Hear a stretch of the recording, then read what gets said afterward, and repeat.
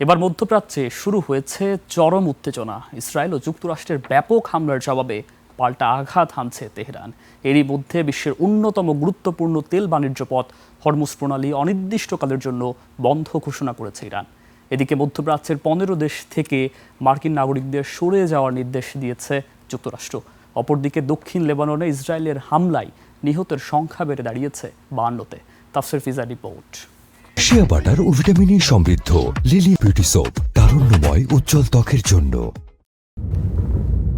মধ্যপ্রাচ্যের রণক্ষেত্রে এখন বারুদের গন্ধ। তেহরানে ইসরায়েলি হামলার পর পাল্টা আক্রমণে ফেটে পড়েছে ইরান।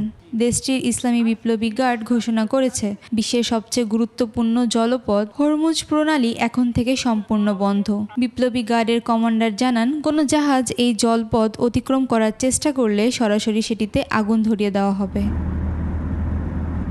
রয়টার্সের তথ্য অনুযায়ী এই ঘোষণার পর উপসাগরের উন্মুক্ত জলসীমায় 150টি ট্যাঙ্কার আবদ্ধ করতে বাধ্য হয়েছে।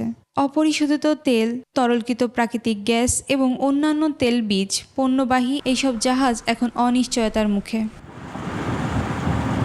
এদিকে মধ্যপ্রাচ্যের 15টি দেশ থেকে মার্কিন নাগরিকদের সরে যাওয়ার নির্দেশ দিয়েছে যুক্তরাষ্ট্র। অন্যদিকে মধ্যপ্রাচ্যের একের পর এক হামলা চালানো অব্যাহত রেখেছে ইসরায়েল। এর মধ্যে তেহরান ও বৈরুতের হামলায় অসংখ্য মানুষ হতাহত হয়েছেন।